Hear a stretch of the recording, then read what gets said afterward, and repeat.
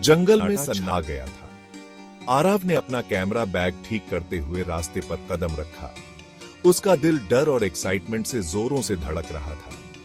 इस जगह के बारे में, कलासुर के किले के बारे में लोगों में तरह तरह की कहानियां मशहूर थीं। परछाइयों और गम की जगह जो अब पूरी चांद की सिल्वर लाइट में नहा रही थी। टूटी हुई प्राचीरें आसमान की तरफ उठी हुई थीं, जैसे किसी कंकाल की फिंगर्स। आरव ने घबराहट को दबाते हुए मुश्किल से अपना गला साफ किया। वो एक फोटोग्राफर था जो छिपे हुए रहस्यों की तरफ खींचा चला आता था। कलासुर की कहानियों ने, दुखद प्यार और बेचैन आत्माओं की कहानियों ने उसे अपनी तरफ खींच लिया था। वो किले के साए में चला गया। उसके आसपास की खामोशी और गहरी होती जा रही थी। उसके पैरों के नीचे के पत्थर काई और समय की वजह से फिसलन भरे थे। हवा में सड़न की गंध फैली हुई थी। वो अकेला नहीं था। किला टूटी हुई दीवारों और ढहते हुए टावरों की एक भूल भुलैया था। छत के गैप से चांदनी अंदर आ रही थी, जिससे लंबी लंबी परछाइयां बन रही थीं। आरव सावधानी से आगे बढ़ा। उसका हाथ ठंडे पत्थर को छू गया। वह अपने ऊपर अतीत का भार महसूस कर सकता था। अचानक हवा का एक झोंका गलियारों से गुजरा, जिसमें चमेली और किसी पुरानी चीज की खुशबू थी। आरव की उंगलियां उसके कैमरे के चारों ओर कस गईं। उसने अपने दिल को शांत करने की कोशिश करते हुए एक गहरी सांस ली। बस हवा है, उसने बुदबुदाया। हालांकि उसकी बातों में दम नहीं था। वह एक कोने में घूमा और अचानक रुक गया। वहां रास्ते के बीच में एक टिमटिमाती रोशनी तैर रही थी। अब ऐसा लग रहा था अनजान ने उसे ढूंढ लिया था। रोशनी एक जगह इकट्ठी हो गई और उसने एक जवान औरत का रूप ले लिया। उसकी आंखें गहरे दुख से भरी हुई आरव से मिली। लंबे काले बालों से घिरे हुए एक नाजुक चेहरे वाली वो बहुत खूबसूरत थी। लेकिन उसका गम ही आरव को सबसे ज्यादा प्रभावित कर रहा था। तुम कौन हो?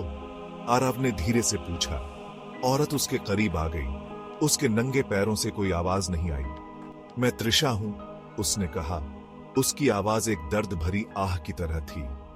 और यह किला कभी मेरी जेल थी और अब मेरा शाश्वत पिंजरा है। आरव ने अपना कैमरा नीचे कर लिया। उसका डर दया में बदल गया। क्या हुआ त्रिशा? उसने धीरे से पूछा। मैं एक आदमी से प्यार करती थी, उसने अपनी बात शुरू की। उसकी आवाज में तड़प साफ झलक रही थी। उसे मुझसे छीन लिया गया, इन्हीं दीवारों के भीतर कैद कर लिया गया। आरव ध्यान से सुन रहा था जब त्रिशा अपने प्यार और नुकसान की कहानी सुना रही थी।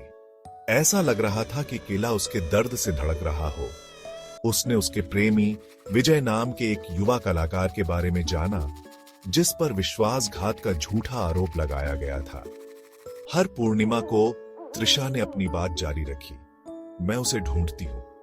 आरव का दिल उसके लिए दुखी हुआ। उसे कहां कैद किया गया था? उसने पूछा।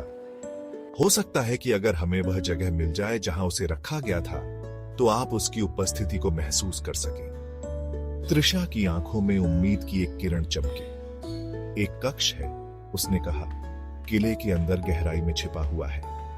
यह वहां है जहां वे उसे ले गए थे, और मेरा मानना है कि उसकी आत्मा वहीं रहती है। आरव ने दृढ़ संकल्प का अनुभव किया। त्रिशा के अलौकिक प्रकाश द्वारा निर्देशित आरव ने किले के खतरनाक रास्तों को पार किया। वे संरचना में और गहराई तक उतरे। हवा ठंडी होती गई। अंत में वे जंग लगी लोहे की जंजीरों से बंधे एक भारी लकड़ी के दरवाजे पर पहुंचे। यही है, त्रिशा फुसफुसाई। आरव हिचकिचाया, फिर दरवाजे को धक्का दिया।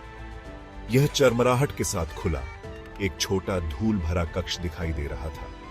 हवा सड़न की गंध से भरी हुई थी। और फिर उसने उसे देखा। कमरे के बीच में एक धुंधली टिमटिमाती हुई आकृति खड़ी थी। जैसे ही त्रिशा ने कक्ष में कदम रखा, उसके चेहरे पर अपार खुशी फैल गई। वह उसके पास पहुंचा और एक हांफने के साथ उनके रूप विलीन हो गए, दीप्तिमान प्रकाश में नहाए हुए। हवा ऊर्जा से चटक गई और फिर सन्नाटा छा गया। आरव हक्का बक्का रह गया। क्योंकि रोशनी धीरे धीरे फीकी पड़ गई। वह बहुत देर तक वहां खड़ा रहा।